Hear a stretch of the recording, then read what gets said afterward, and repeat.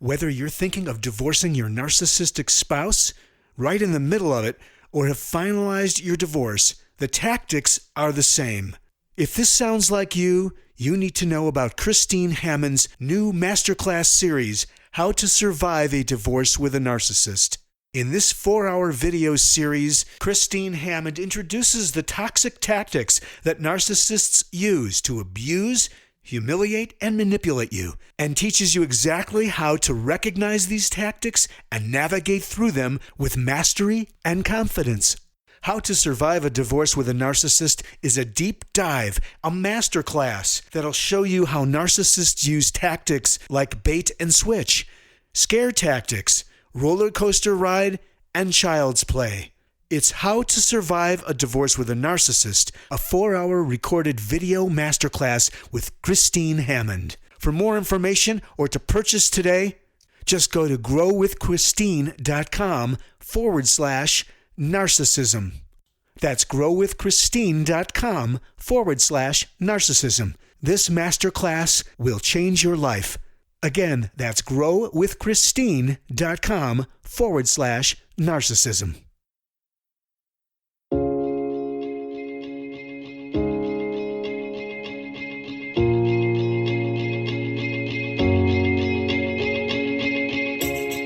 This is Understanding Today's Narcissist.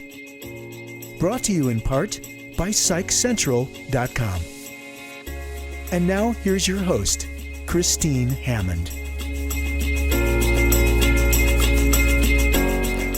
With everything going on with COVID-19, I thought that today we would talk about how a narcissist treats their COVID-19 spouse. So let's go ahead and start off with a story. We're going to talk about Kathy, who woke up at around 5 a.m. in the morning, very startled by a phone ring. And because COVID-19 was happening and there was a stay-at-home order in place, she was immediately worried. On the line was her narcissistic dad, and he was calling her, which is something that he didn't normally do since she had left the home. So she was immediately on high alert. He skipped any niceties and immediately started off with what a terrible daughter she was. He explained that her mother was sick with COVID and it was all her fault. He gave no details about her mom's illness, and when she tried to inquire, he abruptly hung up the phone. She tried calling him back, but he refused to answer. So, of course, Kathy went in panic mode. Like, who wouldn't? I would. It was wintertime, and despite the huge snowstorm that was outside, she risked being on the road, defied orders to stay at home, and headed to her parents' house. Her mom was surprised to see her, knowing nothing of the early morning phone call from her father. It turned out that her mom was diagnosed with COVID, but she was quarantined at home and didn't need hospitalization. The doctor had given strict instructions for her to rest, sleep, and take some medication and reduce all the stress in her life. Since they caught it in the early stages, there was hope that it was not going to advance. As Kathy and her mom pieced the panicked phone call together, they realized what really had upset her dad. Mom was no longer able to do many of the things around the house, and her dad, instead of picking up the slack, wanted Kathy to do the work. Kathy was furious at her dad, but also knew that her mom needed some help, so she stayed. Kathy instinctively knew that she was going to have to receive many early morning vague phone calls from her dad going forward. So she decided to equip herself with knowledge as to why and how a narcissist treats their ill spouse. So here's what she found. First of all, this is not going to come as a great shock to any of you, but narcissists aren't caretakers. In order for the narcissistic ego to thrive, it requires constant feeding of attention, affirmation, affection, and appreciation. While they are pros at obtaining these from friends, family, and coworkers, there is absolutely no reciprocity. So their lack of empathy limits their ability to see that others might need some caring. Expecting this is like asking a snake not to bite you when you are hurt. So just remember, narcissists aren't caretakers. Next, narcissists avoid responsibility. While some narcissists are responsible at work, but being this way at home is entirely a different proposal. In this case, if Kathy's dad accepted any responsibility, that would mean that he might be held accountable for her mom's high level of stress. He might then have to apologize, change, and even stop blaming her. This is too much for his ego, so he passed on the responsibility and gave it to Kathy instead. So the next one is narcissists avoid responsibility. Next, narcissists aren't servants. At the core of caretaking is the heart of a servant. Since part of the definition of narcissism includes a superiority attitude and the internal belief structure that an endurant servant is not part of that makeup. They physically, emotionally, and mentally cannot lower themselves to that place. Narcissists are not servants. Next, narcissists protect their image. To many narcissists, a sick spouse is not the image of the perfect family that they have created, especially with COVID going on. Part of their superiority comes from defining themselves as better than the average person, that they are special and unique and can only be around people that are like them. A person who is sick, especially with a virus like this, is beneath the average person and is therefore not someone they can associate with. This is why many narcissists actually abandon their spouse at the first sign of any type of long-term illness. So narcissists need to protect their image. So can you start to see a pattern? Do you see a pattern in this?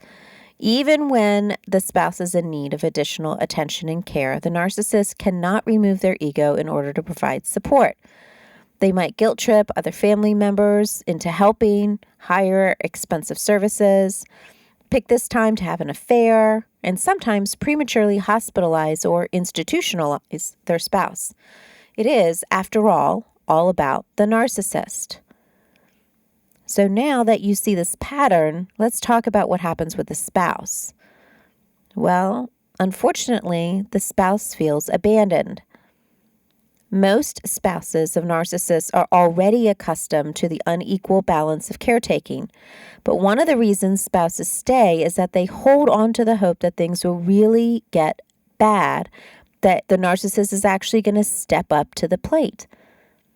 After all, the narcissist likes to rescue other people outside the family, so why wouldn't they do it for their spouse? So when this core belief is shattered, like what Kathy was experiencing with her parents, the spouse feels a deep level of abandonment, increased insecurity, and intense anxiety about the future. So what happens to the spouse? They feel abandoned. The next thing that happens is that the spouse blames themselves. Some narcissists pick this time to escalate the verbal assaults on their spouse or go completely silent as a way of expressing their anger over having to deal with a sick spouse. This negative talk or isolation is absorbed by the spouse as ultimately being their fault for getting sick in the first place. The narcissist even reinforces this idea by claiming that it's the spouse's improper management of stress that is causing their sickness, and that none of this could possibly be the narcissist's fault. So even if the narcissist was traveling and they probably brought COVID back to the house, they would still find a way to blame the spouse. And then unfortunately, the spouse blames themselves. The next thing that happens to the spouse is the spouse believes the lie. Not too long after accepting full responsibility for their own illness, the spouse is hit with yet another lie. The narcissist will start discounting doctors, minimizing the effects of the illness, and parading others around with similar illnesses in an effort to shame their spouse into believing that the sickness is only a mental manifestation of the spouse's weakness. This is like pouring salt on an open wound, and any rebuttal from the spouse is met with absolute anger. So the next problem is that the spouse believes the lie. And last, the spouse becomes sicker. All of this additional weight from the narcissist is too much for a sick spouse to bear, so they become worse, not better. Some die all too early because of the increased stress and anxiety. Many studies have shown that a positive outlook and environment can reduce the physical effects of any illness. allowing some to go into remission or even completely recover. So unfortunately, one of the other causes or problems is that the spouse actually becomes sicker as a result of the lack of support. In the end, Kathy could no longer watch from the sidelines and made plans with her siblings to care for her mom without her dad's help. As frustrating as it was more important that her mom fully recover. Then, at a later date, she would confront her dad about how he treated her. So this is just some ideas on what happens when a narcissist has to deal with their COVID spouse. Unfortunately, we see this all too often. They're not nice. There's a lot of harsh treatment, a lot of minimizing of what's happening, not even admitting that some of it could be as severe or as scary as others are. And then there's also the extreme of that, of the intense isolation that goes along with it, quarantining them without food, water, taking care of them properly, and expecting and demanding other family members to do things that they're not willing to do themselves. So if you're stuck in this situation right now, I really do pray that you're able to reach out to somebody who can come alongside you and support you and love you through this, because this is a terrible way to have to recover from this illness. And I really do wish on you just the absolute best in being able to get better going forward and really seeing the narcissist for who they are.